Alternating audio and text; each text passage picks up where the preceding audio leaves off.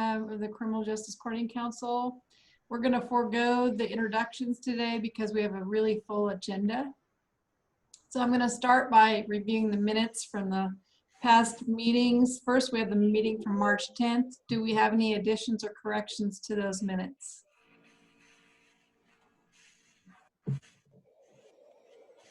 And Mike, do you see anybody raising their hand or anything? I don't see anybody. I think we're good. So if we have no additions or corrections, do we have a motion to approve? So moved. Patrick moved to approve. Do we have a second?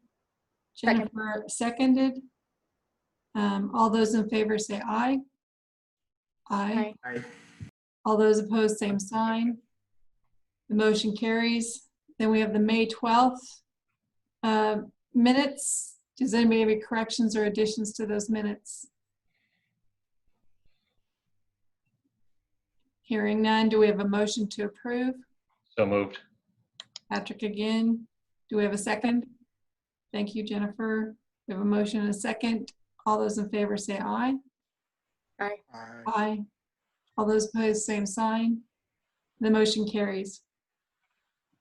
The next item we want to talk about, we wanted to provide an open comment section due to the recent national and international protests on racism and police violence.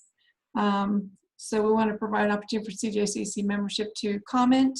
And I requested that Mayor Ananda share with you the comments she made at last week's City Commission meeting. So Mayor, would you go forward? I would be happy to do that. I will acknowledge that they are relatively lengthy, but I will share those. No words I speak here tonight are sufficient. No words I speak here about this unspeakable incident of police brutality and the ongoing violence being experienced by protesters will change what happened. Protesters continue to experience police brutality and violence from racist individuals and groups. Bystanders and business owners are suffering because rather than accepting the simple notion that racism is a public health crisis and Black Lives Matter and doing the work needed, communities, some officers, and our president are doubling down on their perception that the people expressing their suffering are the problem. Not only now, but in so many instances before. Not only in other states, other countries, other cities, but in this very city. Lawrence, Kansas is not immune to racist, violent actions against people of color generally, and Black people specifically. We pride ourselves on the anti-racist history of our city, but in reality, we are no better than any other communities in this respect. We have to own that. We have to sit in that shame and deal with it, go through it, because until we do, we are not creating lasting, impactful change. Our systems are not broken. They're doing exactly what they were created to do. Our healthcare system, our economic engine, our criminal justice system, all of them systematically disenfranchise Black people, and the data bears this out.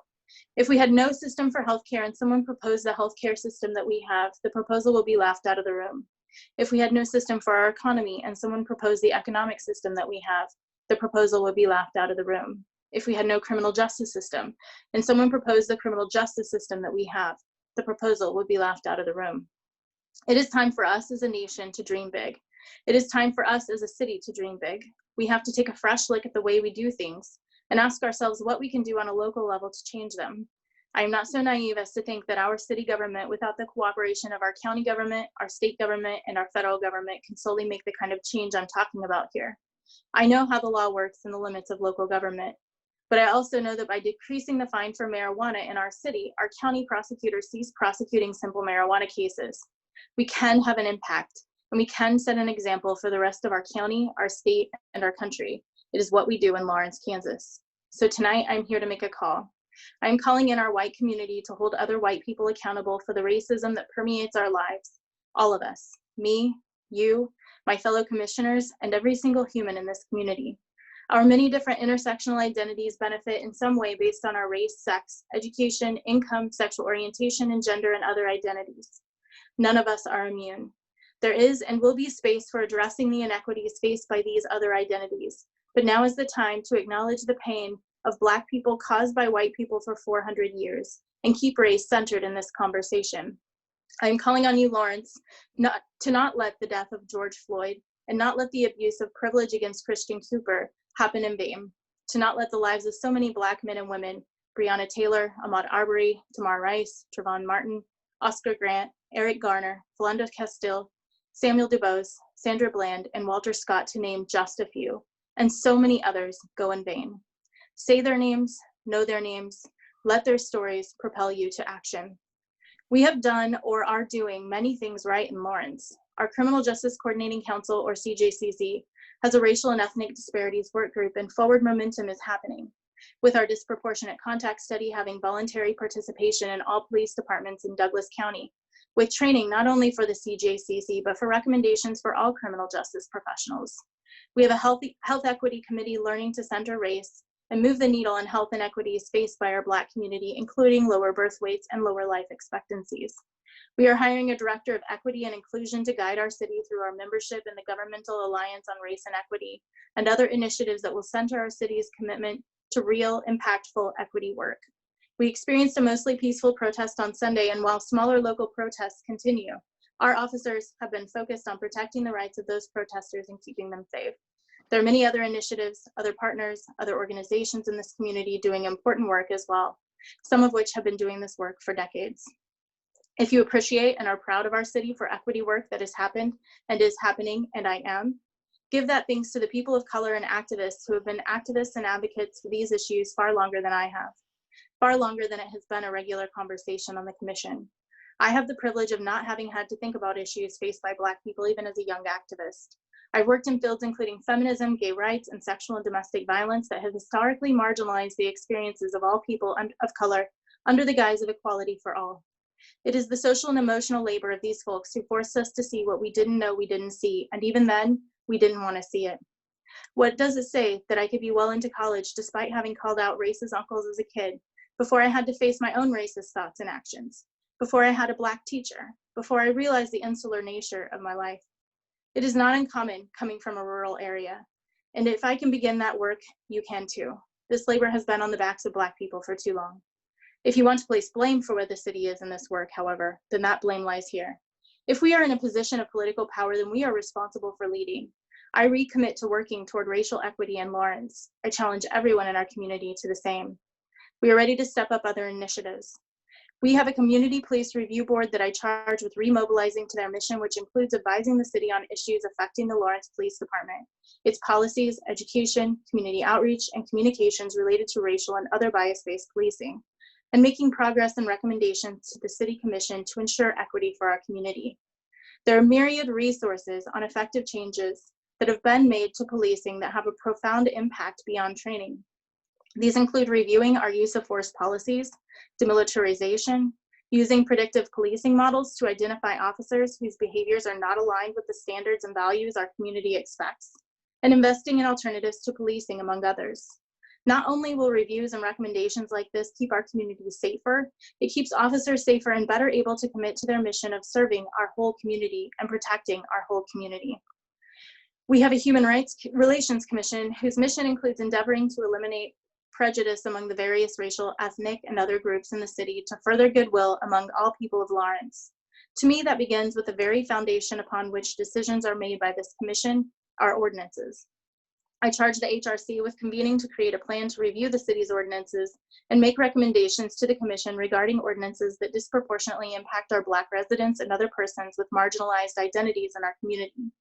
These two boards should work directly with a new director of equity and inclusion and collaborate with each other as appropriate to ensure a holistic set of standards and coordinated timelines.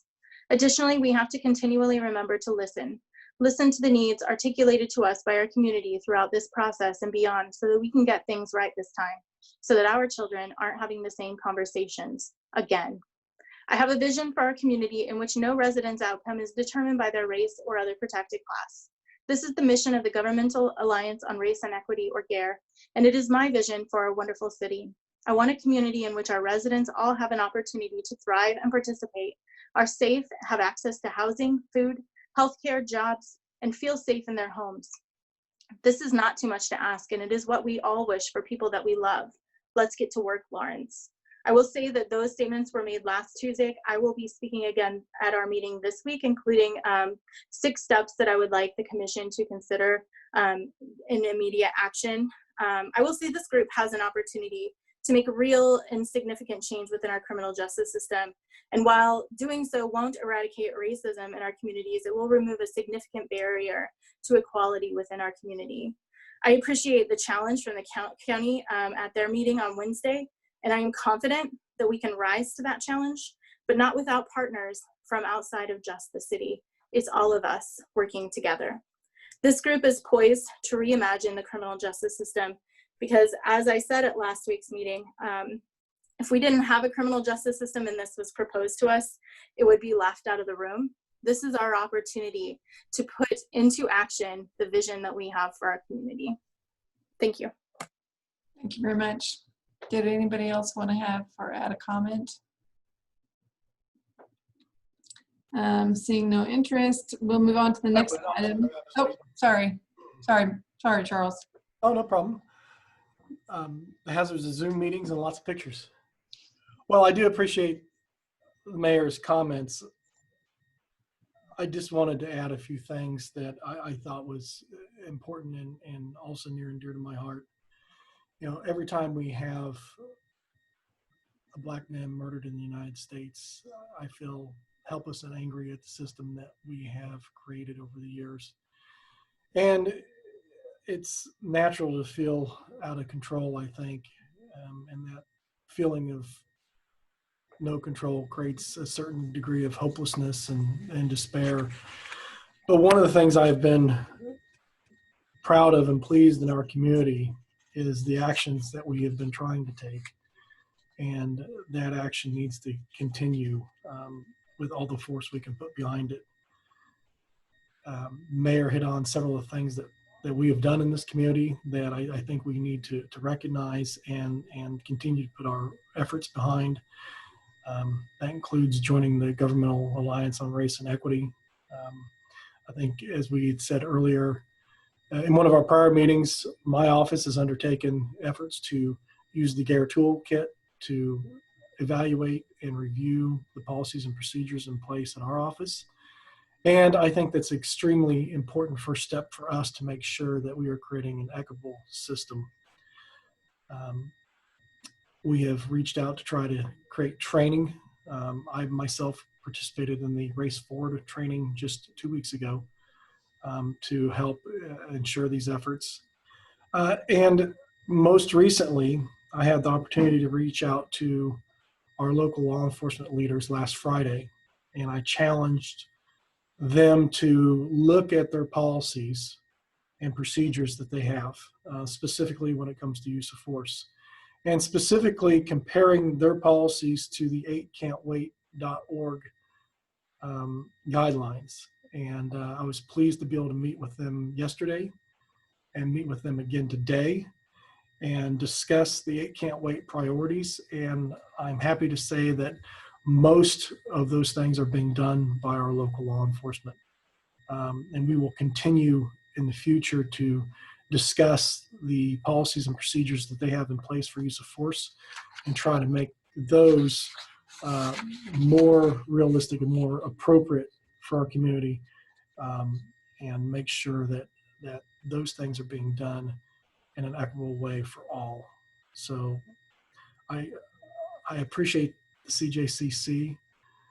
There's a ton of work for us to do, but we have the opportunity and the drive and the desire to do that. And change is not rapid, but we are doing that in a thoughtful manner, and we need to just keep our efforts up. Thank you. Thank you very much. Do we have anybody else who'd like to make a comment?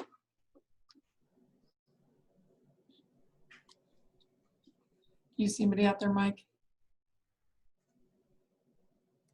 I saw Nancy Razor. Nancy is, yeah. Nancy, I'm sorry, Nancy. That's okay. I just want to make everybody aware, especially Pam and Mike, but everyone, that I've got a text.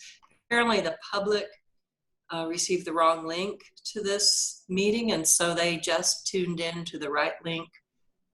Probably the first part of Charles's comments. So what has been done so far was largely missed by the public, but they're back, they're with us now. So just want you all to know that. Thank you. Are we recording this? Yes.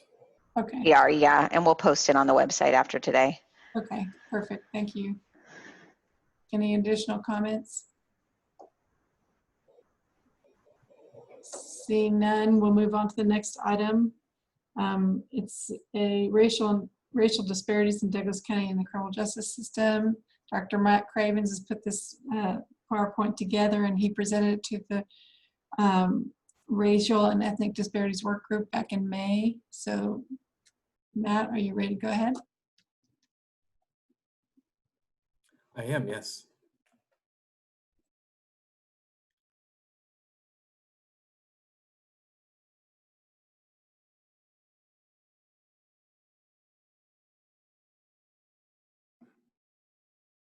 Hello, everyone.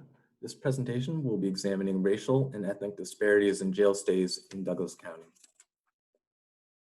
So I'd like to start by acknowledging that the criminal justice system in Douglas County is complex.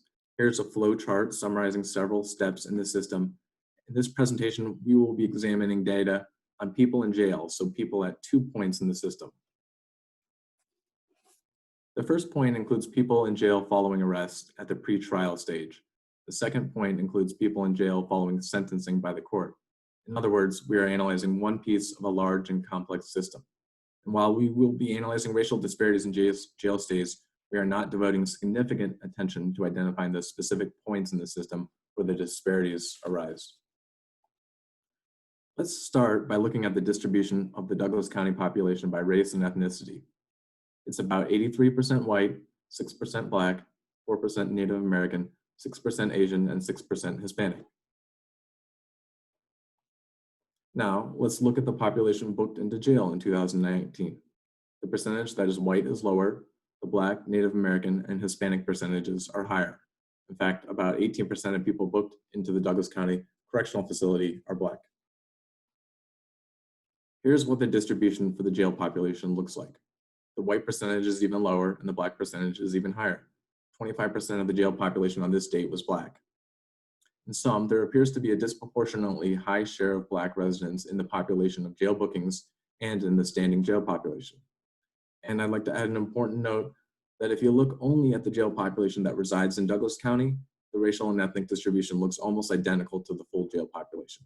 In other words, we don't reach a different conclusion if we only analyze Douglas County residents in jail. On any given day, about a third of the jail population does not live in Douglas County. Another note, in these analyses, the Hispanic and race categories are not mutually exclusive.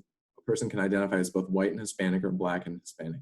The vast majority of Hispanics are in the white group, but most of these analyses have been rerun after treating only non-Hispanic white inmates as white, and the results do not differ noticeably.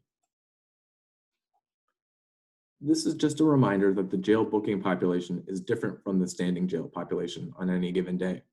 Here's a figure showing that about 70% of people booked and released from jail are released within 72 hours.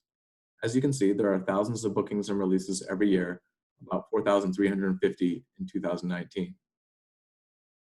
By contrast, the standing jail population tends to be people staying much longer. 75% are staying up to 220 days. There were only 134 people in jail on this day. These are people who are booked into jail and not able to make bail, or people who are sentenced. The jail booking rate is a useful statistic for summarizing racial disparities. We calculate it by taking the number of bookings for each racial group and dividing it by the population for that group in thousands. The result is in the right-hand column. The white rate is about 34 bookings per 1,000 residents, and the Black rate is about 107. The rates for Native American and Hispanic residents are slightly higher than the white rate. The Asian rate is much lower. We can look at these rates over time to see if anything has changed. For all groups besides Hispanics, the jail booking rate has declined from 2017 to 2019. However, the ratio of the Black rate to the white rate has not changed too much. This is the ratio of the jail booking rate for each racial group to the white rate. In other words, the Black jail booking rate is 3.1 times larger than the white rate. The Hispanic rate is 1.3 times larger than the white rate. Using the jail population, we can also calculate jail incarceration rates and the ratios of each group's rate to the white rate.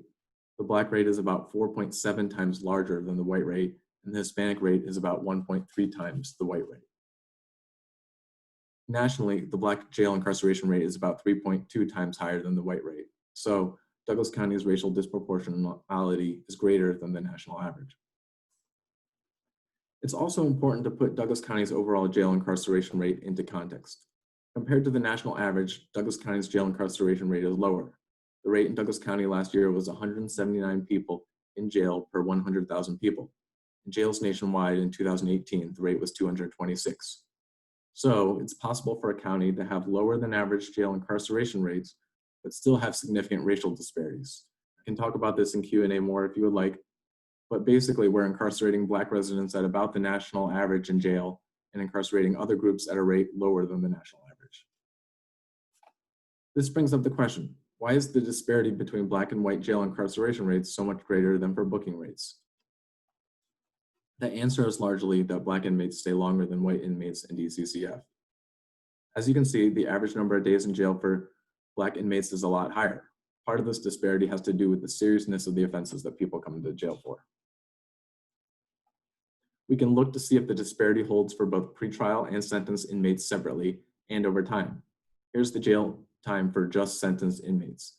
The disparity between Black and white inmates has grown in the last 2 years. The average jail time for Native American inmates has moved around somewhat. In 2019, we see that Black sentenced inmates stayed 91 days on average. Native American sentenced inmates stayed 69 days, and white sentenced inmates stayed 50 days on average. Here's the jail time among pretrial inmates. Black inmates are staying about 2.5 days longer in each year. While these disparities are troubling on their face, we want to statistically control for several factors to see if the disparities remain after introducing those controls. First, we want to control for the number and types of charges. If Black or Native American residents are committing more serious offenses, then that could explain why they are in jail longer. Similarly, if one racial group has more cases handled by district court and one has more handled by municipal court, we would want to control for that. We also want to control for case type, whether the inmates committed a felony or a misdemeanor or both. Judicial status refers to whether the case is pretrial or sentenced or referred to another jurisdiction. Age and gender are also important to control for because race may be correlated with age or gender, and those factors may be associated with systematically longer or shorter jail stays.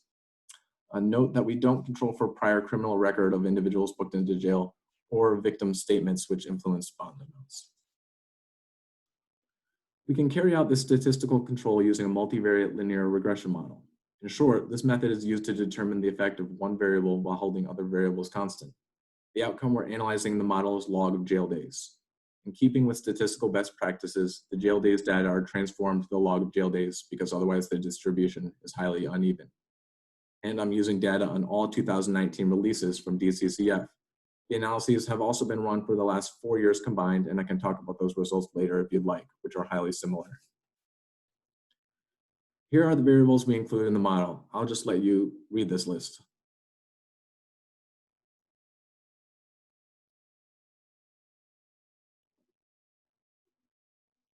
Stepping back, what this will tell us is if two people have the same offense and the same gender and age and other characteristics, and one is white and one is Black, here's what the typical difference in their jail times will be.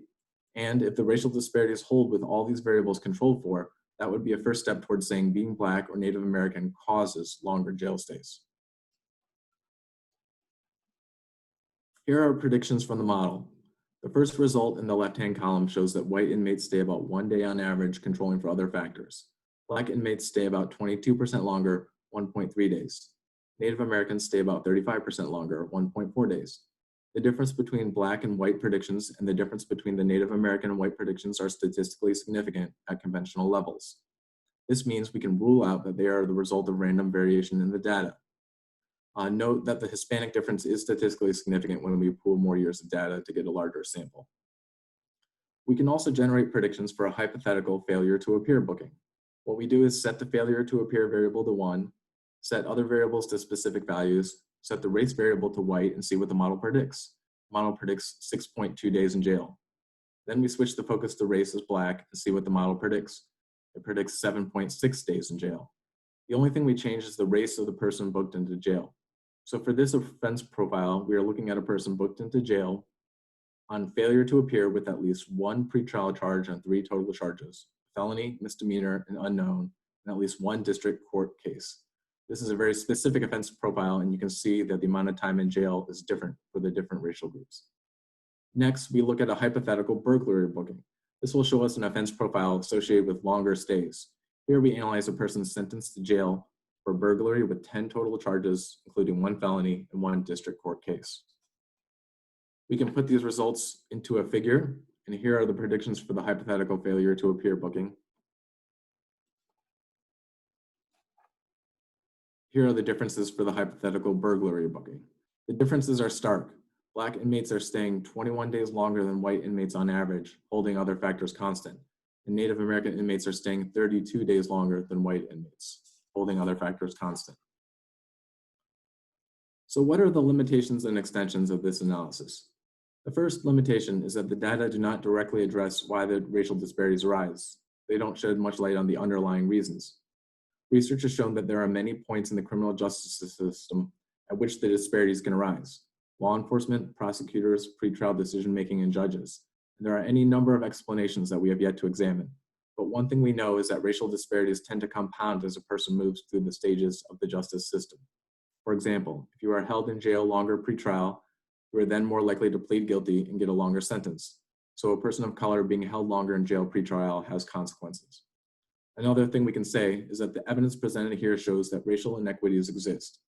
And instead of anecdotes and guesses about the extent of the inequities, we have evidence. Unfortunately, the results show that disparities appear extensive for Black residents in Douglas County, and when controlling for other factors, they are extensive for Native American residents too. And while many counties have racial disparities, most counties aren't actively trying to understand them. We hope that this analysis can be a springboard for future research that identifies where and why the disparities arise in Douglas County.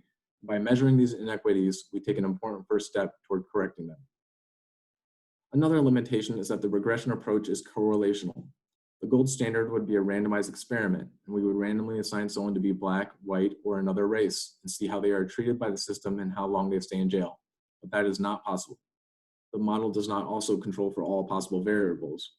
For example, we don't control for all offense types or criminal history, and models can always control for additional factors, and this one is no exception. An extension of this project would be to compare Douglas County to other Kansas counties. At one point, I presented a national rate ratio, and Douglas County was higher, but it may be more instructive at some point to examine other Kansas counties that share similar characteristics as us. We leave this analysis to the future. And I would like to close by asking Mike if I left anything out here, and for you to put in your input if there's anything you see here, Mike. No, good job, Matt. And I just want to point out that, first of all, I'm not the highest educated of the council members. And I think the summary of what this data set has shown is that we have conclusive evidence that racial inequities exist. And while I think a few of you, I'm sure, are saying, well, duh, I knew that, or I believe that to be true, having statistical evidence to show that that is true is kind of another level.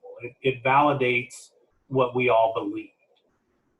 And I think this gives us an opportunity to establish a baseline that as we implement training, that as we work through the recommendations of the law enforcement contact study, that we look at other national initiatives, we can now begin to have a baseline to compare ourselves to and look at progress that we're making. So I think this is a very significant work of data. So thank you, Matt. Thank you to the work group for your significant contribution to helping us put this together. Questions?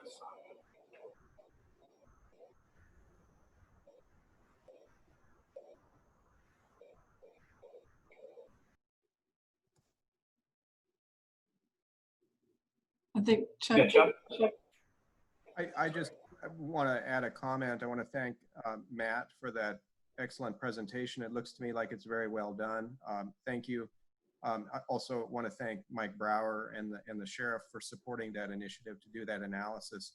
this is the sort of analysis that takes quite a bit of time to do well and carefully. And the results are troubling. And that's the second point. This is pretty compelling evidence. And so we need to redouble our efforts to address these issues in our system. And I'm pleased that we are taking steps to do that. This just confirms the importance of it. But so two points, thank you. And we need to keep working at this.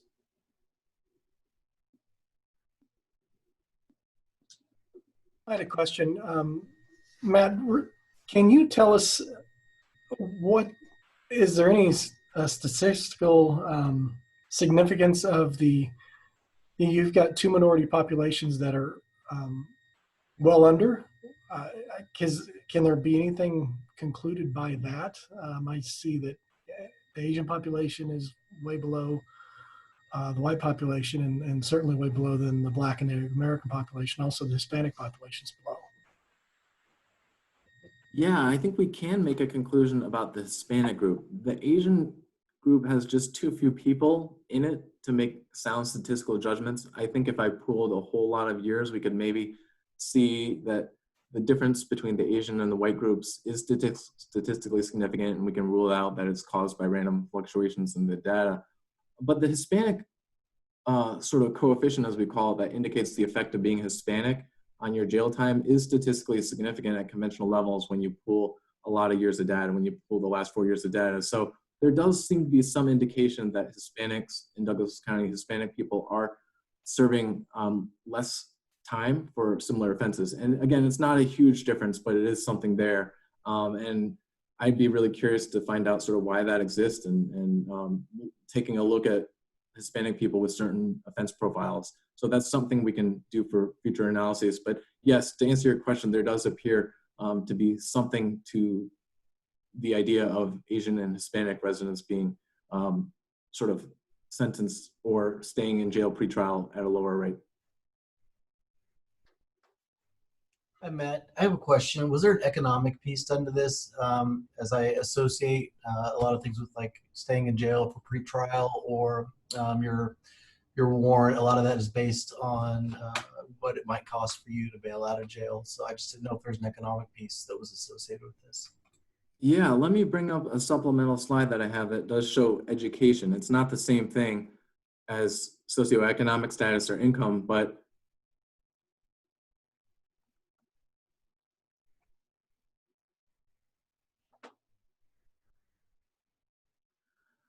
so unfortunately, we don't have income information on people in the Douglas County Correctional Facility, but we do have education data, and education can serve as sort of a rough proxy of socioeconomic status and income.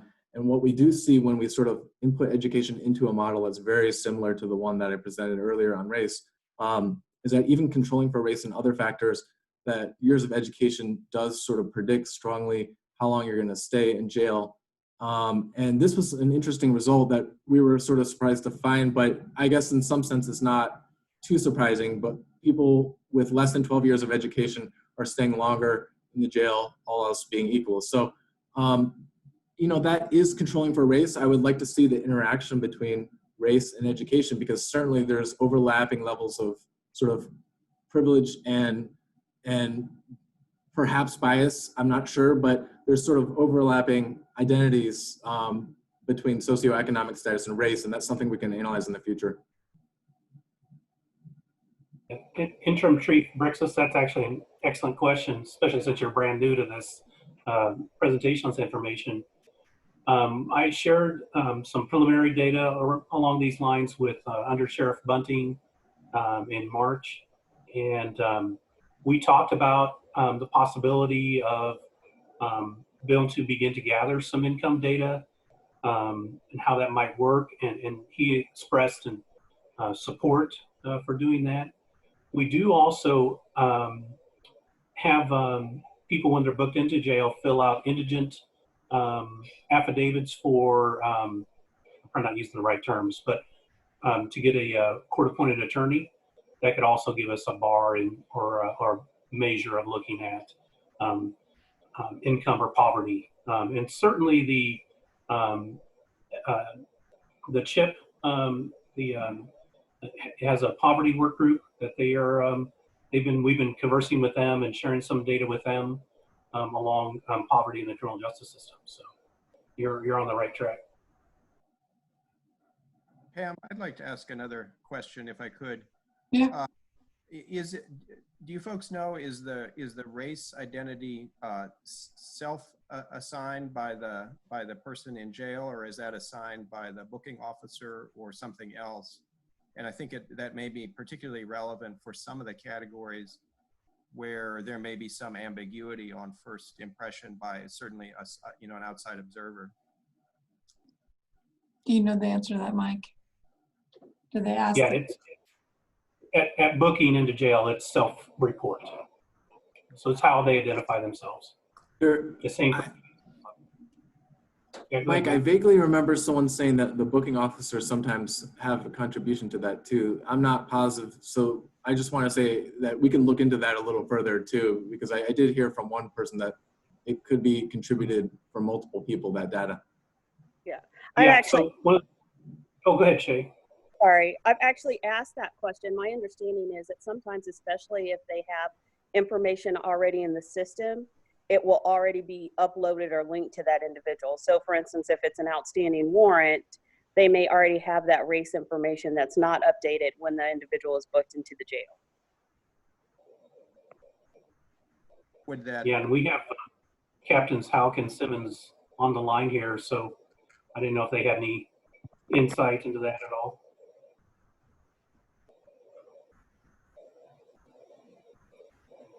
This is Captain Simmons. If those warrants are probable cause warrants, those are from the original arresting officer that puts that race down when they're doing their initial paperwork. But we ask those questions on your race, and it is self-reported.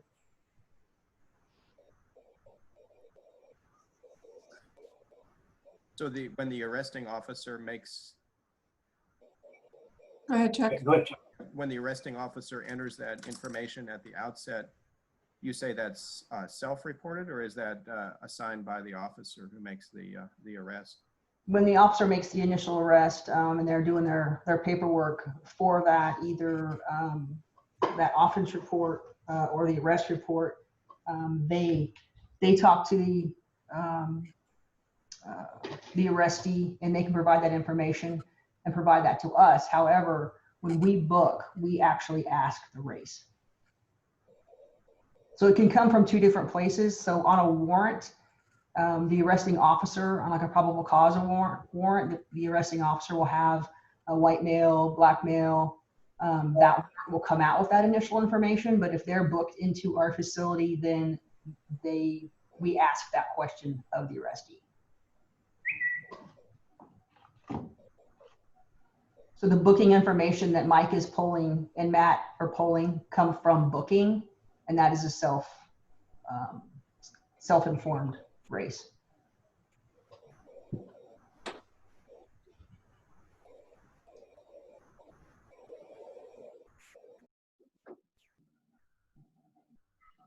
Sarah has a question. Mike and Matt, I guess, thank you for this. And I guess I was hoping for what was some of the conversation in the work group after this information was shared, and if you could kind of bring that to the CJCC and discuss kind of where you're headed from here.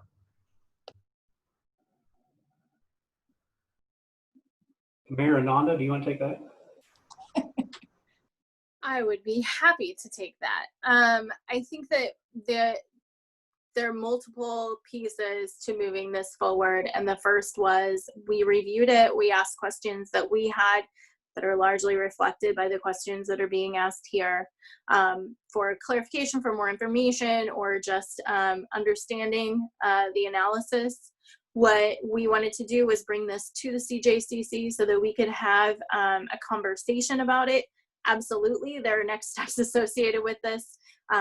We wouldn't want to define what those next steps are without consulting with this group so that we can all be on the same page as we're moving forward. In addition to giving this group, the Disparities Work Group, an opportunity to kind of digest the recommendations or comments that have been made by the CJCC. So that will be our next step.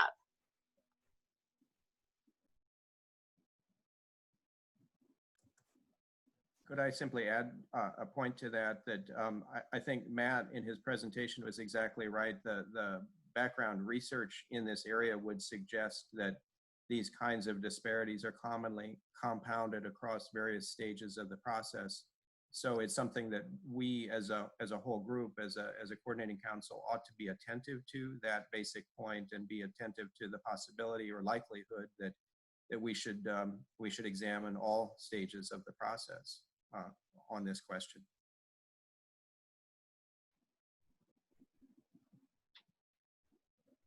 Bob has a question. Bob? Go ahead, Bob.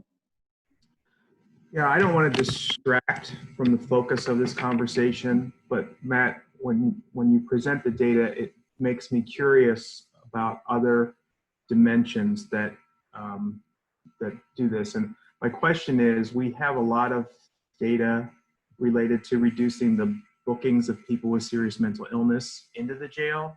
I'm curious about the SMI data related to length of stays, because my understanding is that as our bookings have decreased, length of stay for the SMI population has increased. So I'm curious about the link with education, the link with income, the link with SMI, and I just want to put that in there again. I don't want to distract from the focus here, but I'm curious to know to get that kind of analysis on another part of the population in the jail that we have concerns about.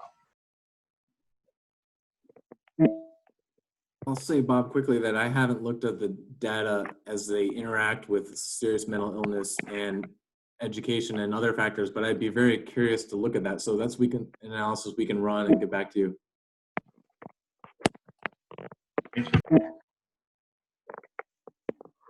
I do think that this gives us an opportunity to talk about every aspect of the criminal justice system as we're looking at the disproportionate impacts, as Matt mentioned, they're compounded over time. And so I am hopeful that this will be a spark for that conversation, for that reimagining of, bond, of charges, of length of sentencing, of the way that we criminalize poverty, mental health, homelessness, houselessness, and all of these other aspects of life that have essentially created catch-all for the societal ills that we have ceased funding to address it. And it's a nice moment for a reckoning of, maybe we need to reconsider where these things land. So I think that there is a much larger conversation to have about revisioning every single aspect of this and what a great catalyst the last few weeks have been. This report is. So I'm hopeful, as we get information from you all, this disparities work group can really come back with some pretty exciting recommendations.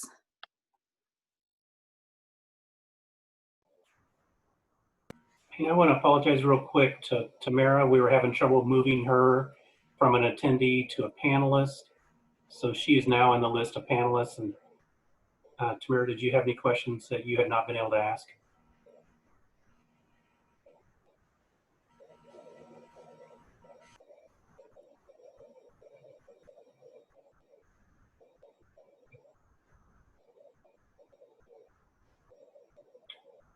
I think we're good to go on, Pam.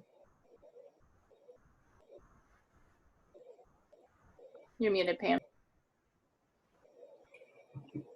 Bob, go ahead. I think you had something you want to say. Yeah, as I was listening to Marinanda, the thought occurs to me that when we use the word vision, that what Matt and the team has done here has really given us a very sophisticated lens, or a more sophisticated lens through which to look at the questions related to race as they affect our jail population. And I think the opportunity that we might want to keep pushing ourselves to do is to ask ourselves, how can we have several sets of sophisticated lenses so that we can really sort of look down and understand in a in a data enforced way and data informed way what we're doing here. Just as I listen, I would hope that this conversation doesn't get siloed with one of those lenses in particular. I think we have to keep applying multiple lenses to ask how that affects these disparities that affect the people in the jail across the board. So, Bob, I appreciate that statement. I think that one of the reasons that this group was created is because we do tend to try to move back toward the median impact, and remembering to center race in this conversation, because there is such a disproportionate impact. By addressing that issue in particular, it does raise all of those other intersectional factors. So I think that the CJCC's role is different from the Racial Disparities Work Group's role, where our role really is to center the issue of race and the disproportionate impact of race. And then the CJCC can also center race and consider all of these other lenses that we've been using as we do this work. So thank you for saying that. I appreciate it.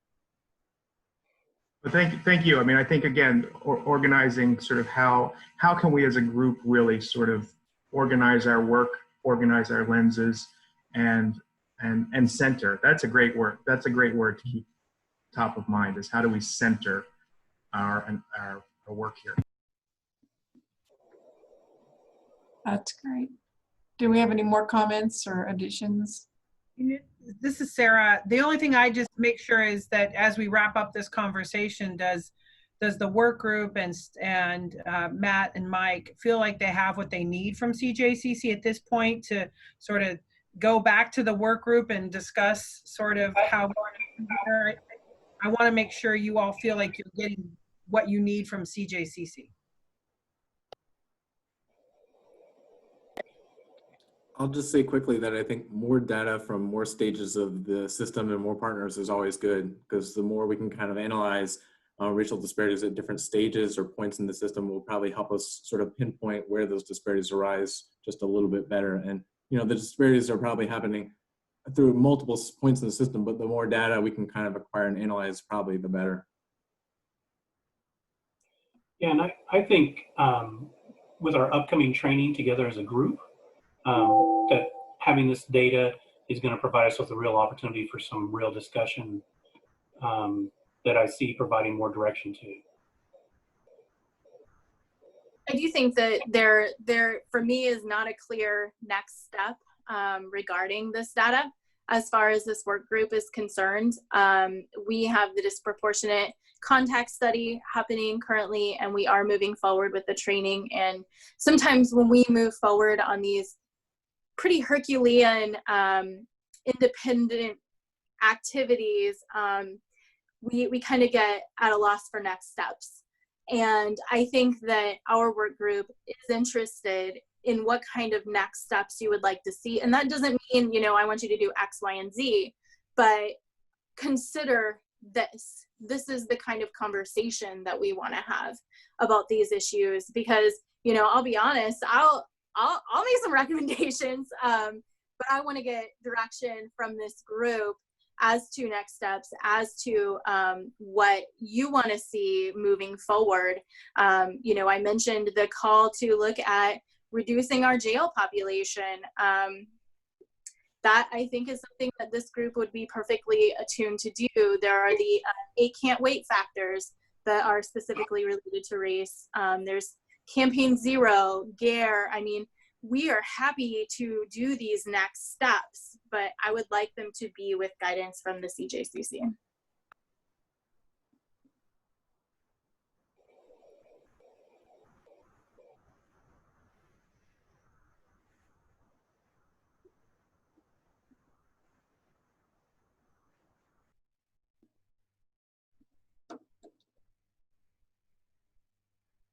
Do we have anybody who wants to make a comment?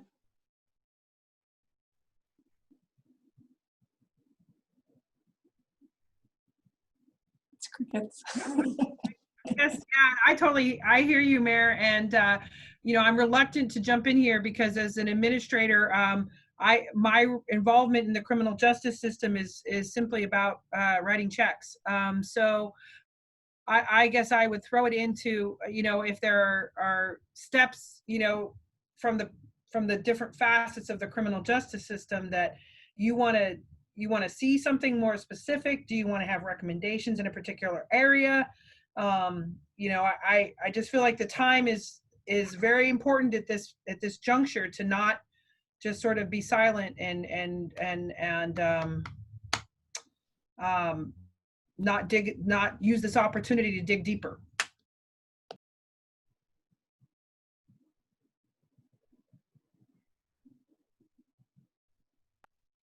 Well, Matt, do you know what other data areas you want to look at? I mean, we're definitely open to whatever you want to see from us. I think it's going to be a multifaceted approach. Yeah, I think I'd have to get back to you on what areas.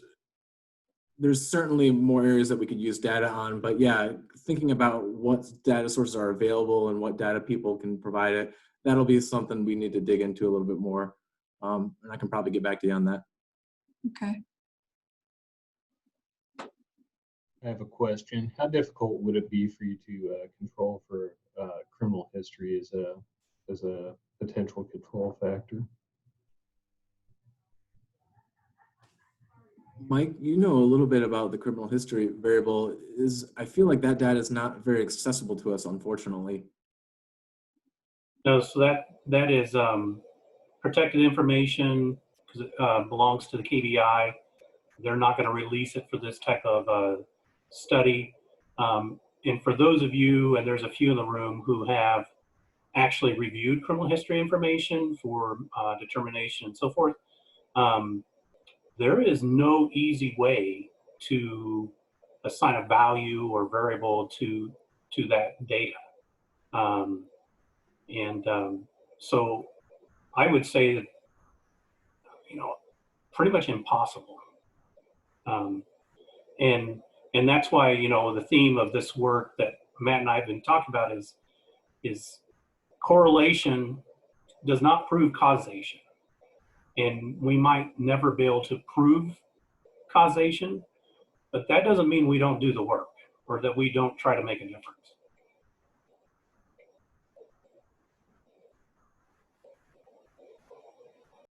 I should add that the scholarly research in this area would also make a basic point about this, that if there are racial disparities in the system, and it's generally acknowledged that there are, those in themselves contribute to what appears as criminal history in the end.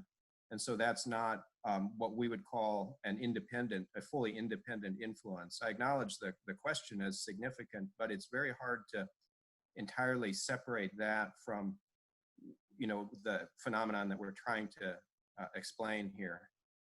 No, I'm not trying to indicate that they're not linked, significantly linked. Doesn't Canada, if I'm correct, adjust criminal history based upon some populations, or some parts of Canada, don't they adjust criminal history based upon some populations because they found that criminal history, when it's used in sentencing, disproportionately affects those populations? That's possible. I can't address that fully. It's a vexing, from a statistical standpoint, it's a vexing challenge in an analysis like this.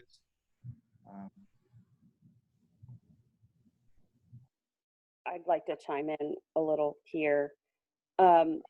Frankly, I think it is clearly linked, but one of the things that I'd like people to think about is at the point that they are at the local jail, criminal history generally applies a lot more in terms of felony sentencing.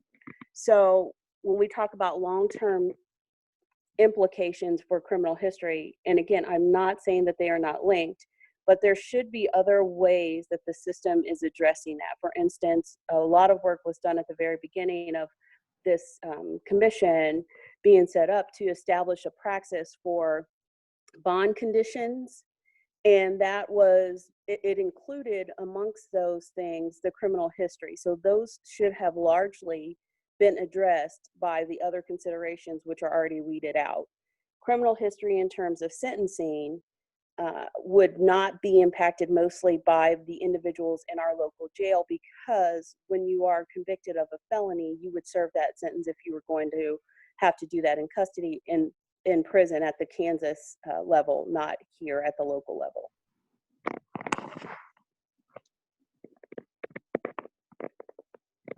So when we're talking about sentencing at the jail, et cetera, those would be for misdemeanors or for those very specific felonies that they serve that sentence here in the county jail, as opposed to those who are convicted and then sent off to the prison system. Right. I wasn't in any way trying to suggest that the data would be different as a result of criminal history, or that obviously if someone, for instance, has more police contact over their lifetime, that can generate additional criminal history. I'm just wondering, from a position of, as a judge, how you can control possibly for criminal history that's generated as a result of potentially questionable action, either in at any level, from police through prosecutors through judges, at any level. How do you adjust that criminal history and make a difference now in regards to decision making as opposed to later? That's the reason I was bringing up the question. Oh, I'm sorry. I was responding to a comment before yours about whether or not criminal history was included and could they address that in the data information that we already had. I was not responding to your comments.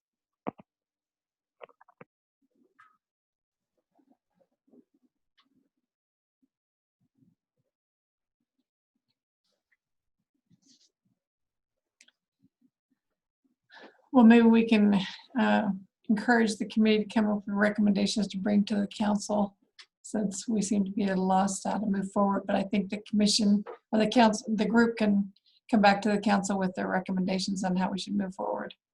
Thank you. Yeah, or even Pam, and just to sort of throw a life rope to that group, or a way to facilitate this discussion. If there's, if I don't want to put you on the hot seat in terms of recommendations unless that group feels like it can go there, but a way to facilitate how to break the work into chunks, if that's a way to approach it, and engage specific parts of the criminal justice system for further focus and deep dive. Maybe I want to broaden your scope so you don't feel like you just have to solve everything by next month, unless you've got that handled. Thank you, Sarah. I appreciate that. That sounds good. Do we have any other comment before we move on to the next item? I think the next item is yours, Mayor Ananda. It's about the implicit bias training. That's correct. Our group has identified Loretta Summers with the Summers Advisory Group Incorporated to provide bias training for the CJCC as a whole. We conducted a doodle poll, and there are 2 dates that stood out as kind of the most available dates for folks to attend this. The first is September 19th. 3 voting members would not be able to attend that meeting. And then August 29th, five voting members would not be able to be present at that presentation. So we wanted to get the will of the CJCC on that occurring.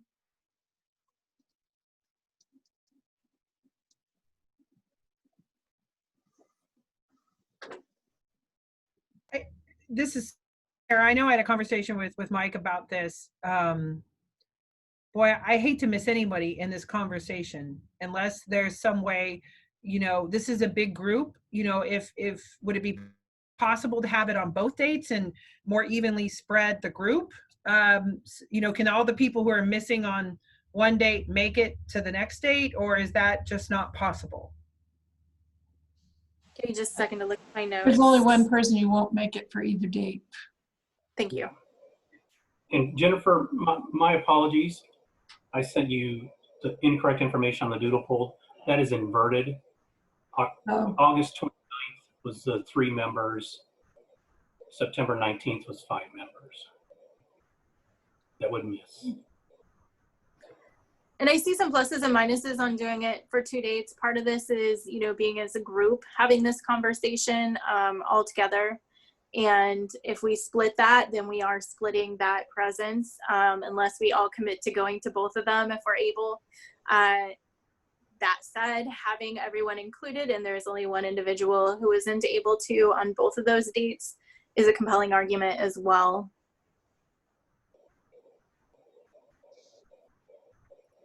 I just would like to I just think for whoever misses on whatever date we pick, we should try to have some sort of opportunity for them to receive that as well, and knowing that it's just not going to be as sufficient with only 3 people in the room, you know, or a much reduced number. That was why I was suggesting maybe splitting it in half, so that theoretically there's at least a decent sized cohort to have the conversations. But I am totally willing to do what the group wants. Well, and I'll bring down to that point, Sarah, that the training will be then additionally offered multiple times over the next year to all of our criminal justice support staff, partners. And so there would be opportunities for those 3 members to take the same training. But I do think there's value in the CJCC doing it as a group and having discussions together as a group.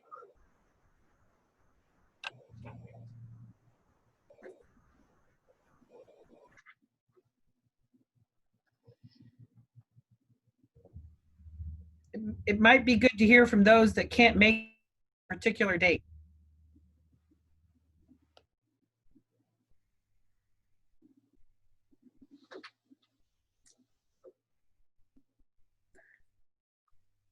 I'm pulling this back up so I can get those names.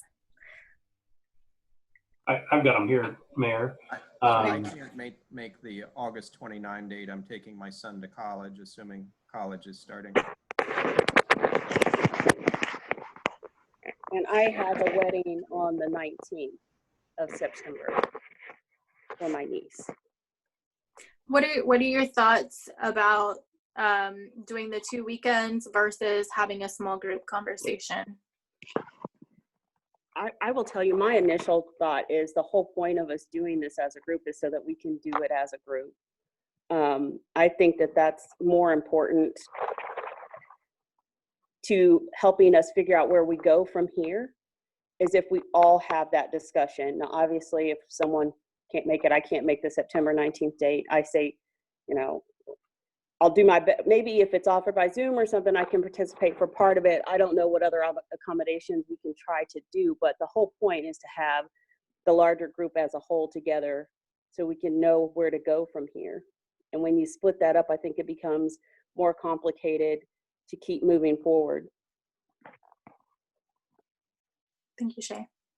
I was one of the people who couldn't make it in August. I will clear my calendar to make sure I can.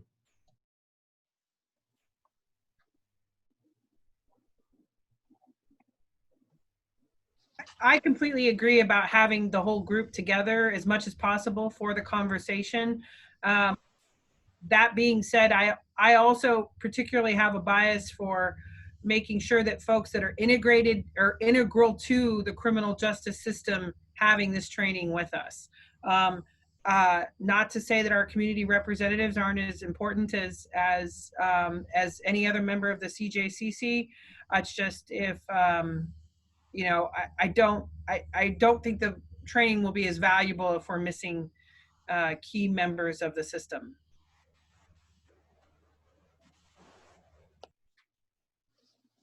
Well, so what do you want to do next steps? Do you want to just try and find another date? Or do you want to try and divide it into 2 groups? What do you think? I think they all want to be great. I just don't know the reality of us actually finding a date that's suitable for everyone. Because we've extended dates into late October and still continue to not have any consistency. So if Judge Miller is able to make the 29th, how many folks are we missing at that point? Charles?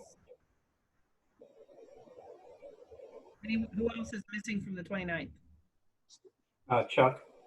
Other than Chuck. Or Charles. Yeah. Sorry. I've got Chief Carey, Chief Lovett. Yeah. And Shay.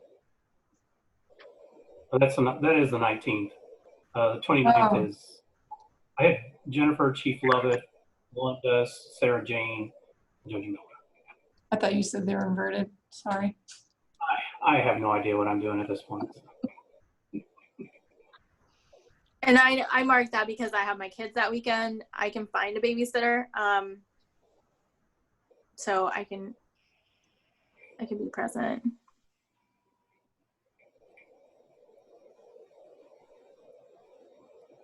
We got 2 in. Does that date? It sounds like, I don't know about Chief Lovett. He couldn't do one of the dates. Right. Neither date worked for him.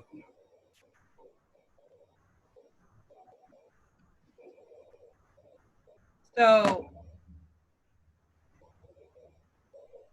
I'm reluctant to make motions as the administrator. However, I feel like, the 29th may be a good date.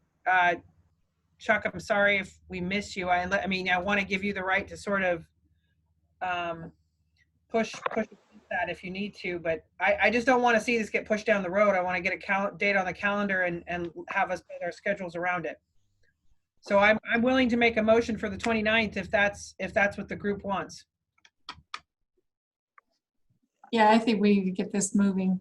This work is important. We can't delay it forever. Do we have consensus the 29th is going to be the date?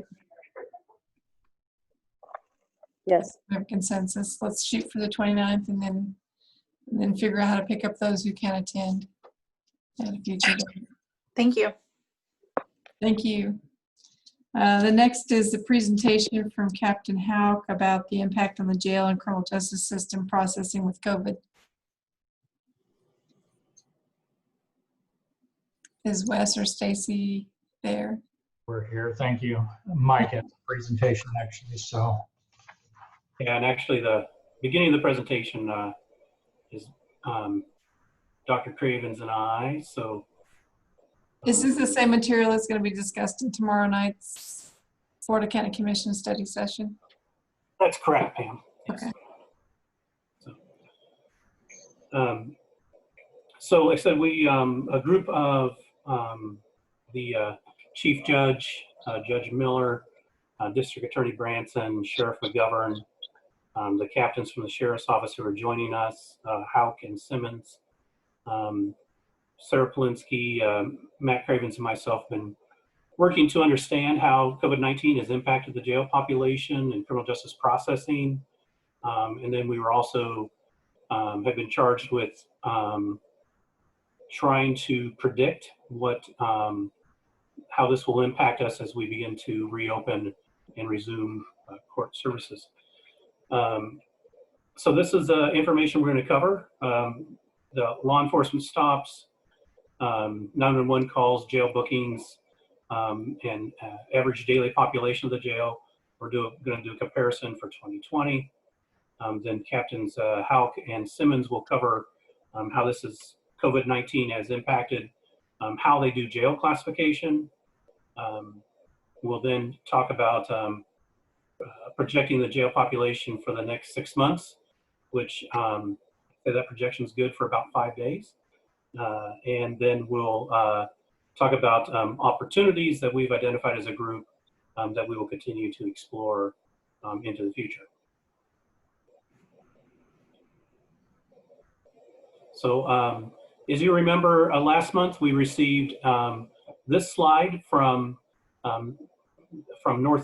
Eastern University regarding our traffic and pedestrian contact study.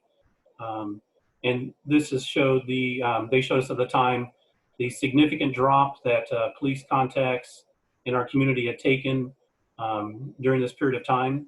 And from September to April, that was a 90% drop in contacts in the community. And as you see for May, they sent us this data that those contacts have increased. One thing I will say for the May data is that Lawrence Police Department, through a grant, implemented a STEP initiative, which is increasing traffic stops, checking for seatbelt violations and so forth. So that does impact the May data set. We did check with the dispatch or emergency communications, and they were able to give us a report for 2020 on the calls for service. So these are 911 calls requiring law enforcement response. And you'll see there a comparison in the rate of calls from 2019 to 2020. So as you can see, January down a little bit, February fairly stable. We began to see a decline for calls in March. In April, there was over 4,000 fewer calls for law enforcement services to 911. And then that number has begun to pick up a 2,000 call increase from April to May. 911 calls for EMS or fire. You see those also dropped off and are climbing back towards normal rates. I'll let Matt talk about the jail bookings and ADP. So this figure shows the average number of jail bookings per day, and it started to drop in about the second week of March, and the numbers really stayed low until about mid-May, and the average is now about 7.6 bookings per day. Those vertical lines indicate the dates for the stay-at-home order and reopening phases in Kansas. And the number of bookings was substantially lower by the time of the stay-at-home order, and the bookings were rising with each phase of the reopening. So the next slide shows the average daily population of DCCF. And the jail population has declined from about 200 earlier in the year to 148 last Friday, and today it's about 150. So the recent rise in jail population also sort of roughly tracks the dates of the reopening. Next slide. So this attempts to show the difference between the February pre-COVID and April post-COVID jail populations and what people were in jail for. So most inmates have multiple charges, and what we did is we assigned inmates to a category based on their most serious charge, and we use this as a hierarchy. It's a little bit difficult to tell, it's a little small text, but what we can see is that the number in jail for the most serious offenses has stayed about the same from February to April. So there isn't a whole lot of difference between February and April for those top offenses. This isn't shown, but a higher percentage of April inmates were pretrial and a lower percentage were sentenced. Also, the number in jail for the least serious offenses has declined. For example, misdemeanor theft and misdemeanor traffic. Those are on the table here too. There were fewer in jail for DUIs. The number in jail for assault, battery, and domestic battery has actually declined. And the number in jail for drug possession has declined. And finally, there were fewer in jail for robbery, burglary, and theft in April.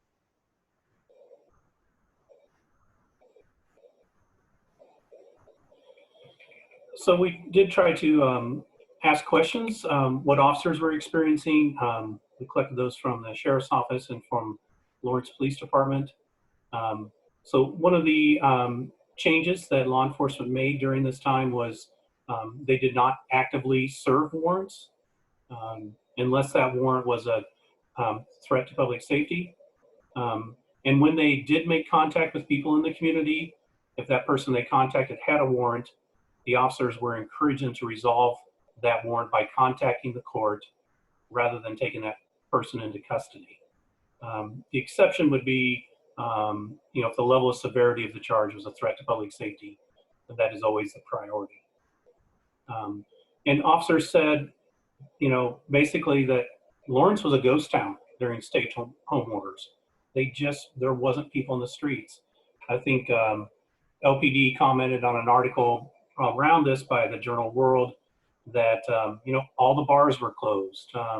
restaurants were closed. There weren't people out moving around, and that coincides with the previous slide where Matt talked about the low number of DUI charges too.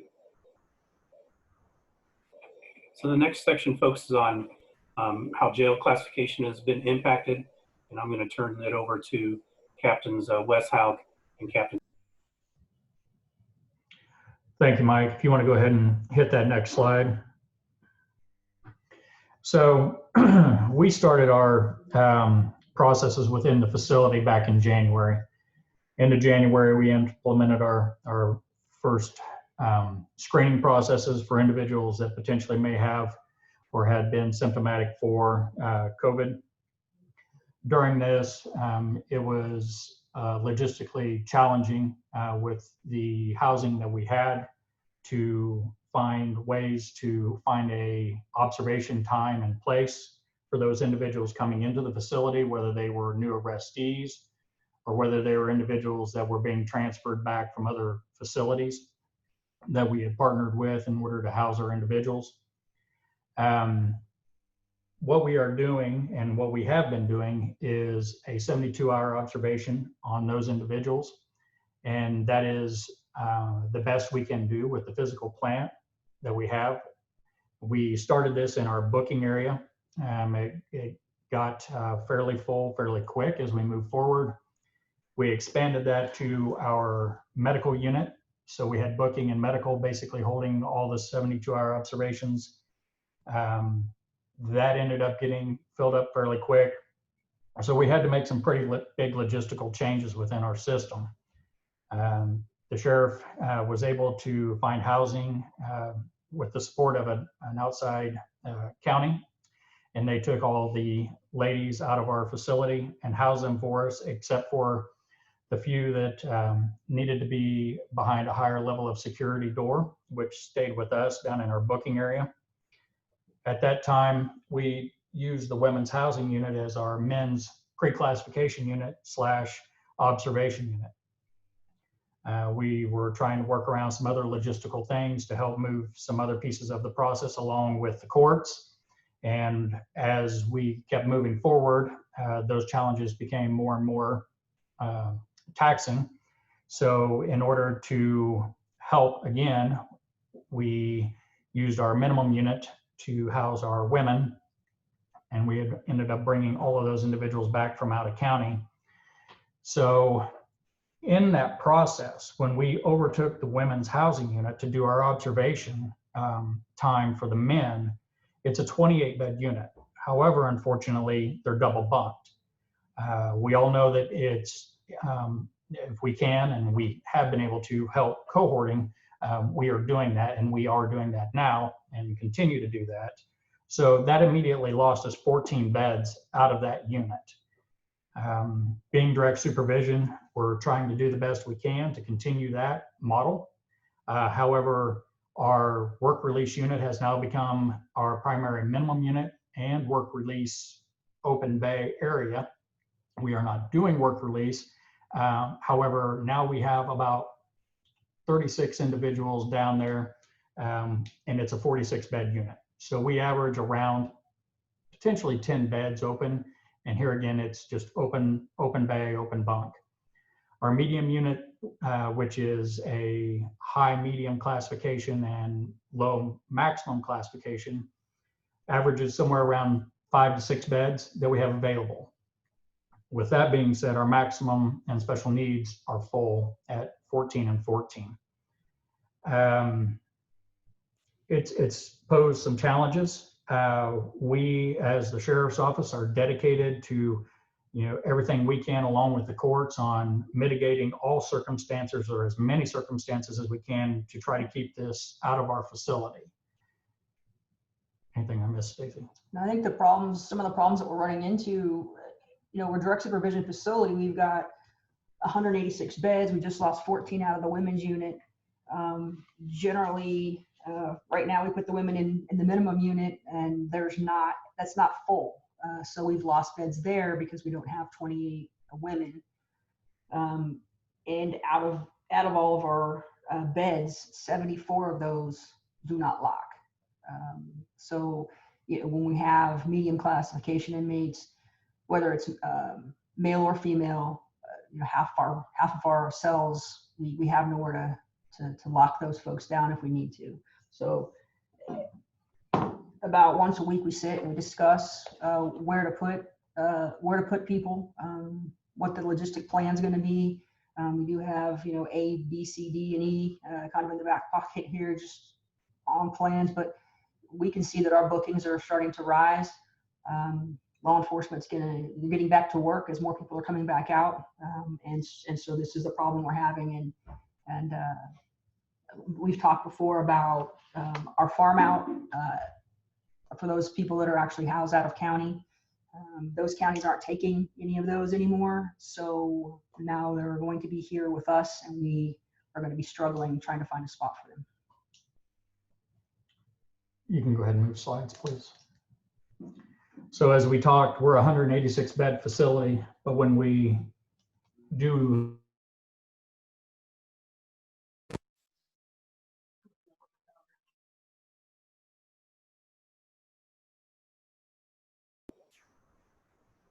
We lost Captain Halkett Simmons. Mike, I think we lost power here at the jail, so it looks like it might be coming back on. Let me walk down there and check.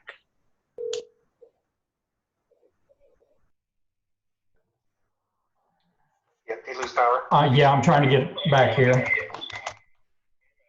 You're back, Captain. Okay. Okay.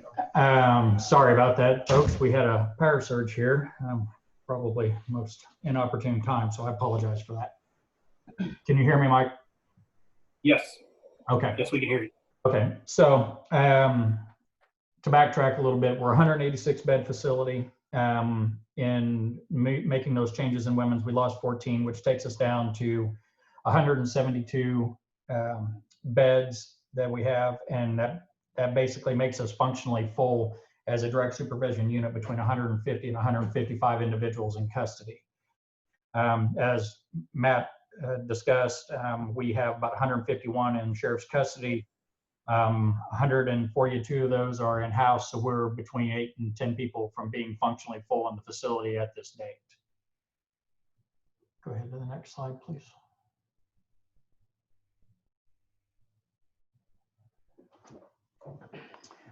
We talked about our out-of-county population. As we said, we currently have 9 out-of-county, and those have kind of been spots that were there that never really we relinquished, and they've been very hard to come by. And speaking with all the counties that we had housed with in the past, the soonest anybody was entertaining potentially bringing outside individuals into their facility was going to be June.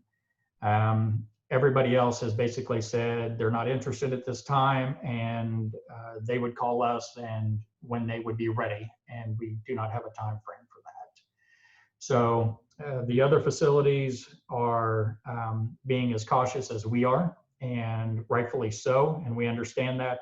However, that just impacts our potential for the future even more as we move forward.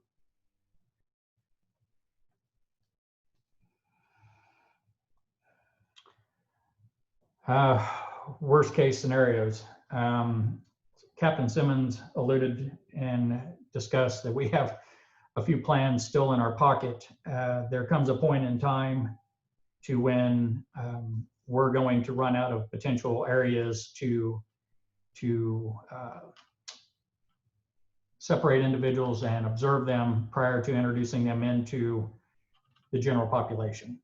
When that time comes, that's going to be a very difficult decision for the sheriff's office because we've tried so hard to date to maintain at least a minimum of 72 hours.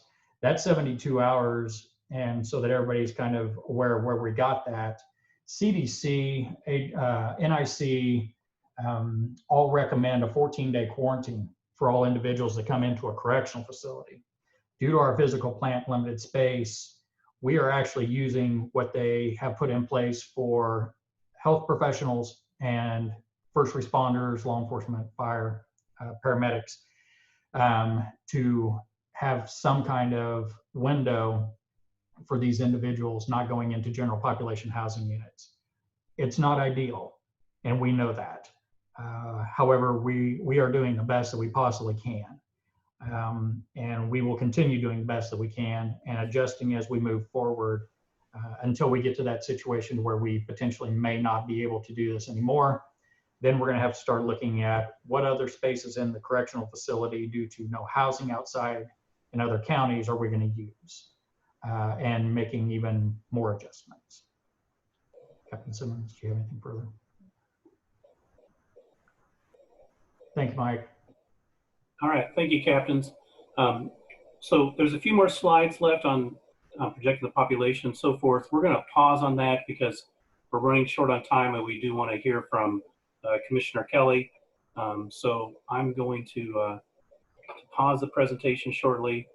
And well, it looks like we have lost Commissioner Kelly to the power outage as well. So he is rebooting his computer and we'll jump to him as soon as he's available.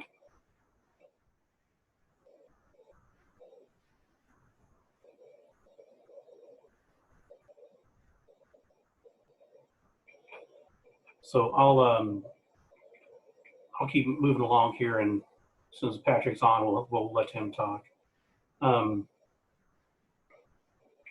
So the challenge was to kind of try and predict the next 6 months. As you remember, we're talking that why did the population decrease during COVID? So we saw really decrease in events that lead to jail bookings, decreased 911 calls, decreased law enforcement contact, decreased warrants being served, and then obviously a decrease in jail bookings. So there's not a significant rate of change to our releasing people from the facility. Via COVID, 18 people were released and 1 furloughed. Those 18 that were released, most of those were people who are near the end of serving sentence, and the DA or Charles Branson took steps to go ahead and get them out of jail sooner by working with the defense counsel to modify sentences. So think about understanding how who stays in jail works is typically we have as many people coming into jail as we have leaving jail. And during COVID, we significantly decreased the number of people coming into jail and did not significantly change how many people left jail. And so that's why the level of the jail dropped during that time. So the takeaway is this sustainable? This is an experience that we've seen from multiple jails around the country. We have conversations through the MacArthur Foundation, through Stepping Up, through the Data-Driven Justice Initiative, and jails are remarking the same thing, that this is not a sustainable level. As you saw already from the slide from Dr. Cravens, that as the stay-at-home order is ending, bookings are going up, police contact is going up, and things we know is that unemployment is at a record high, and traditionally that has impacted jail population as well.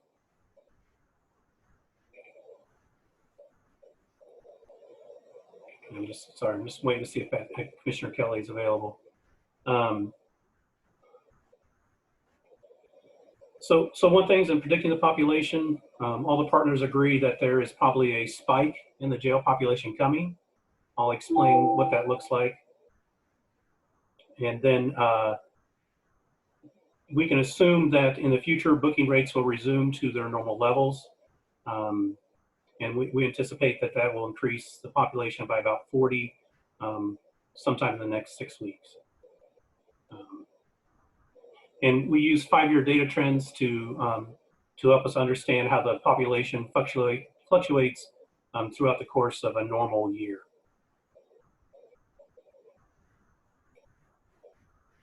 So one thing we wanted to look at who's preparing us for the spike. And so we noticed that Lawrence Municipal Court At one point, actually had 20 persons waiting to serve time in jail. They have been working with the sheriff's office to get some of those folks into the jail now. I'm sorry to interrupt, Mike, but I need to correct your slide. It's not 20 to 22 days each. It's 20 to 22 days, or 22 to 28 days total. Oh, okay. So note that correction there, folks. We will make that change for this presentation tomorrow. My apologies, Judge. Then the district attorney's office has about 50 cases of persons waiting to be charged. They will receive a summons to appear in court.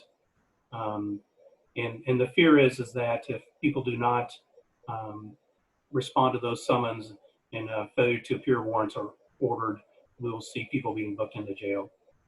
Then intensive supervision probation has about 11 people who are waiting either sentencing or a jail sanction. So when you take this information, here is the 5-year population trends from, we took 2015 through 2019, looked at the average ADP for each month. Notice 2020 started lower than the average for those 5 years. We expect that trend to continue. So we're anticipating that the spike of people who've been basically waiting to be booked into jail will come in June and July. With that being said, by August, we anticipate we're nearing the average daily population for February of 2020. So we use that date for August. Notice that date is significantly lower than the average for August, but we anticipate that to be the case. Then we projected the remainder of the year based on the fluctuations in jail populations from month to month.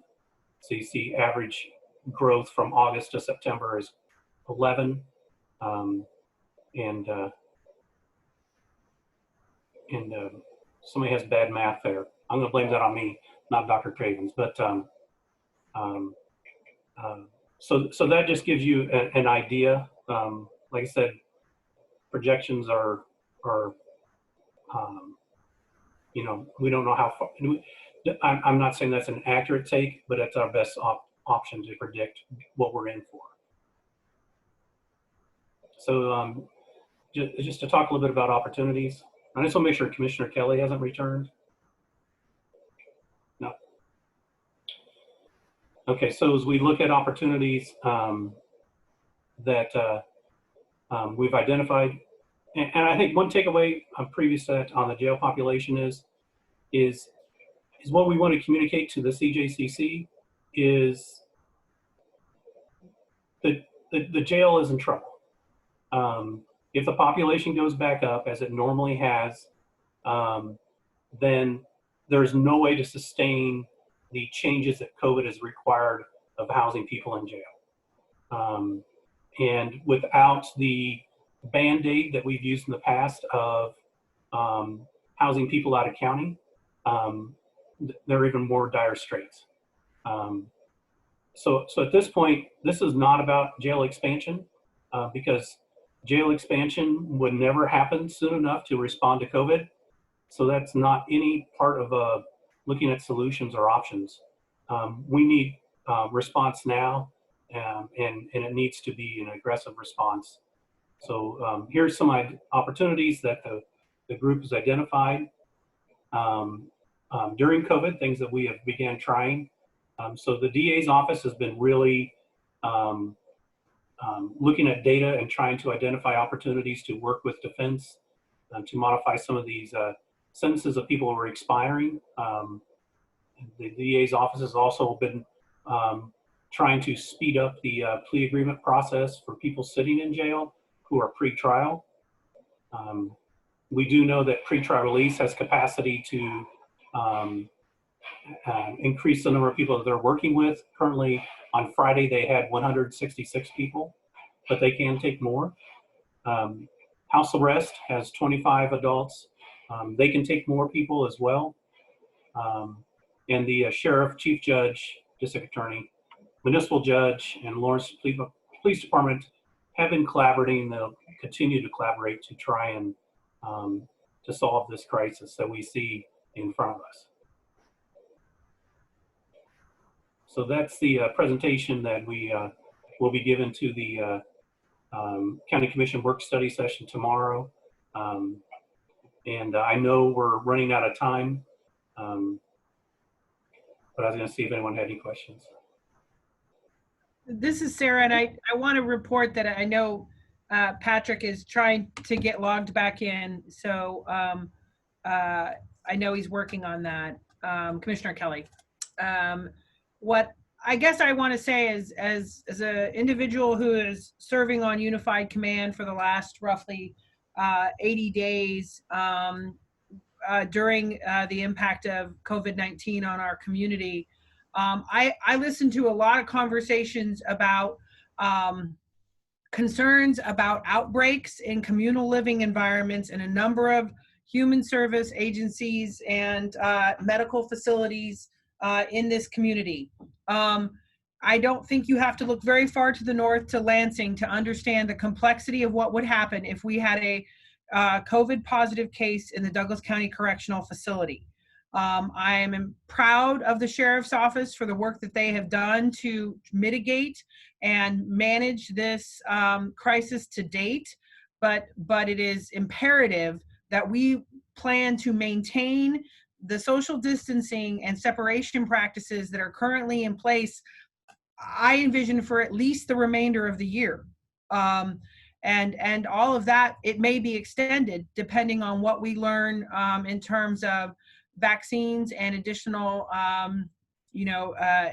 additional information from the CDC. So while we did see a substantial drop in criminal activity over the last couple of months, it has also harmed us on the other end in terms of our ability to manage our population. And really, we need the assistance of all the partners here on the call today to help us to continue to manage this. This is not something that the Sheriff's Office can manage alone, or the Board of County Commissioners.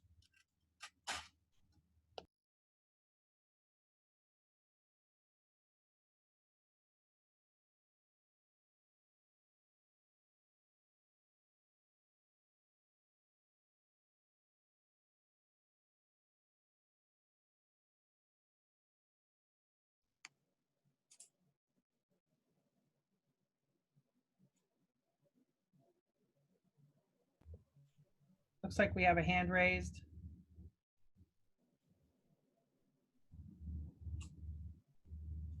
Commissioner Thurman? I don't at all think I can step in and speak for Patrick. We don't talk to each other, so I don't really know exactly what he was hoping to say. If there's a, say what? He did just jump back in. He just returned. Yeah. I apologize. Oh, I'm good. so sorry. My computer took a big old punch right in the chops and just took a long time to get up off the mat. So I apologize for that.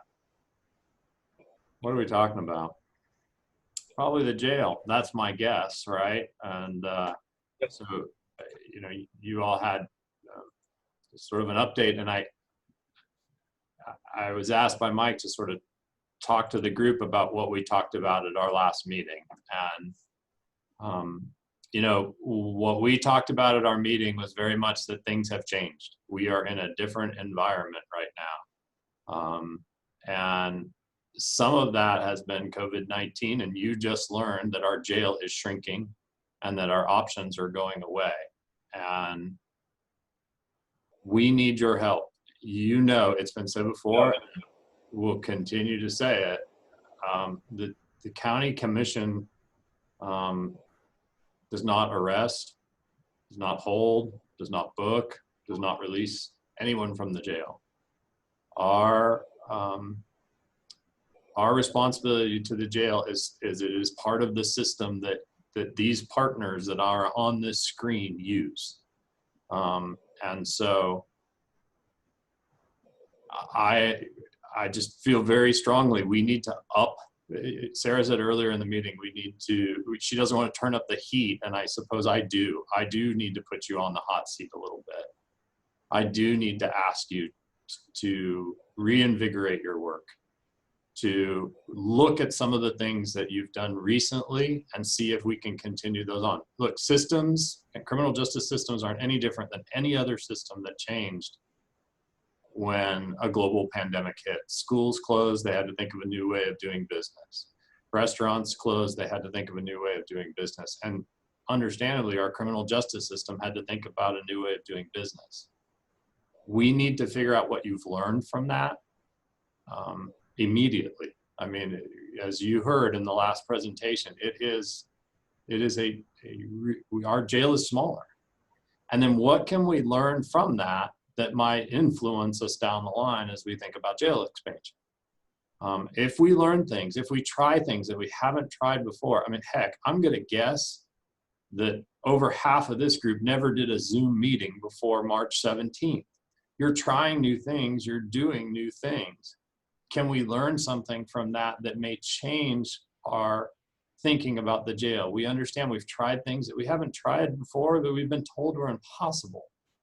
And our goal was to just open up that conversation again, ask our partners to really activate the work. If you are, I look at that racial disparity data and I have a whole wave of emotions, from anger to shame. What I'm asking you to do is process those emotions and get to work. And get engaged on trying to reduce that jail population. So I'm a little off my game here because I got thrown off the computer, but that's really what we're thinking. We're asking you to take a look at data on a more regular basis and not just look at the data. I will tell you, I get frustrated sometimes with this group about not coming up with recommendations and looking for more data. At some point, we've got to move forward. We've got to make recommendations and put some of those into action. You've done a ton of good work. I don't want to dismiss the great work that you're doing. But what we're hearing from the community, what we're seeing in our jail population, our capacity needs immediate attention. And I invite Commissioner Thelman or Commissioner Druso if I said anything that, like I said, I'm a little off my game as I try to get my computer. I guess I'll just chime in really quickly here and say thank you, Patrick, for I think you were pretty coherent, all things considered, and I think I certainly share the sense of urgency. I think what I hear you say is that the members of the CJCC really need to up your game, and I think that can also be said of the County Commission in terms of our responsibility to up our game, learn new tricks, listen harder, do a more expansive thinking about what is possible, and recognize the monumental opportunity we have to do something pretty radically different and learn a lot and maybe be very different for it, in the next few weeks, the next few months, and certainly maybe the next few years. So I thank you for all the hard work. It's not been easy up till now, and now it's getting even harder. But I'm pretty sure you can rise to the occasion. I'm quite sure. Thanks.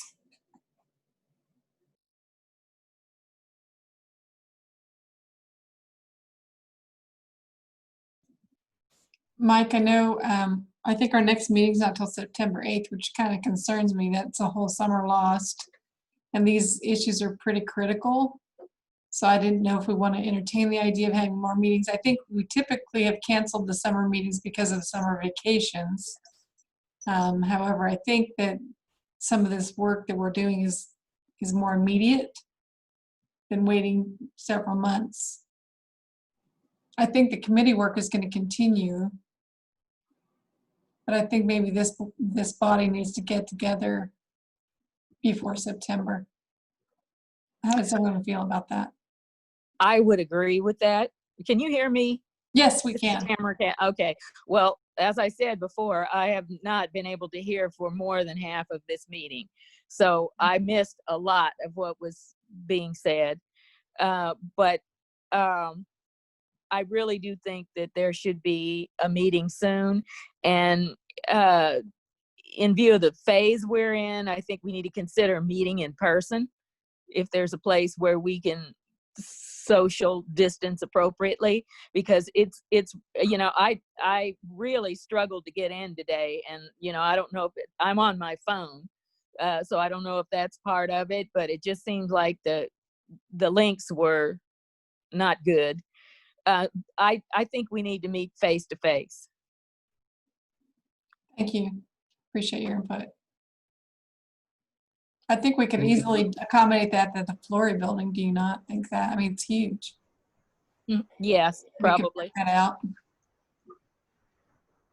And I believe starting June 22nd, is that right? We'll be able to do that? Am I correct? Yeah, Sarah's saying yes. And we will continue to offer through the remainder of the year. We're going to try and hybrid the meetings so that people who have needs or concerns, they have an option and do both. So. Also, I think that it would be good if we focused on policing services, and there are a number of questions I have about the current status of everything from training to recruiting to communication. I just think there are a lot of unanswered questions, and I suspect that I'm not the only one who feels that way. Yeah, we could definitely ask the police department to put together a presentation about kind of where they're at with certain things. The things you just. Sorry. Go ahead, Mayor. I will also acknowledge that we have charged our Community Police Review Board with reviewing those policies. And in our last meeting, we will be solidifying that. In this meeting, I believe that they are in the process or have just scheduled a meeting for that. And a lot of that is in order to allow the public to have space in which we can talk about these issues and look at these items. I want to say thank you to Patrick. I think that this challenge is the embodiment of the things that we've been talking about for a while now, which is we are all in this together, and we can have an impact together. And so while we tend to silo, certainly the jail issue has been siloed historically in this conversation from the city, and other issues as well to the city from the county. We have a chance to take this fire and make a change. And I want to say thank you for kind of pivoting that conversation, Patrick, and centering the cohesive nature of our community in that dialogue. I know it felt like raising the heat, but honestly, it gave us a ring to grab for. Thank you. All right, we're losing members. Okay. So just in kind of, because we've gone way over, and I appreciate everyone for staying who's missing lunch.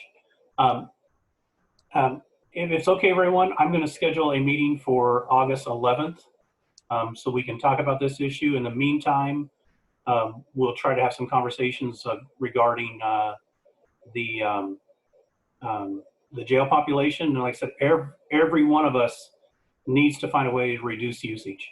And it needs to be immediate, or the jail's in huge trouble.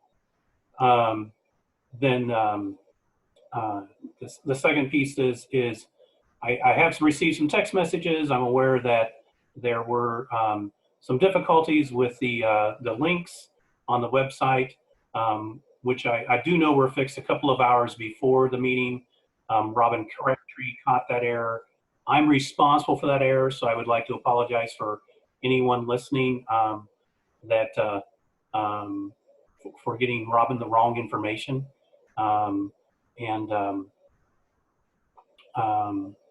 This meeting will be recorded. Carrie is putting out where that recording will be in the chat box. although it will be on the CJCC website off of the county or Douglas County, Kansas.org. So, or feel free to email me and I'll make sure you get a link. Yeah, Sarah? Yeah, I guess I just want to make sure the group feels like August 11th is soon enough to get back together. I don't know if there's work group plans for the rest of June and July. And if we need to, if the 11th, just since it's our sort of second Tuesday, works well for everyone, or if we need to try to do something sooner.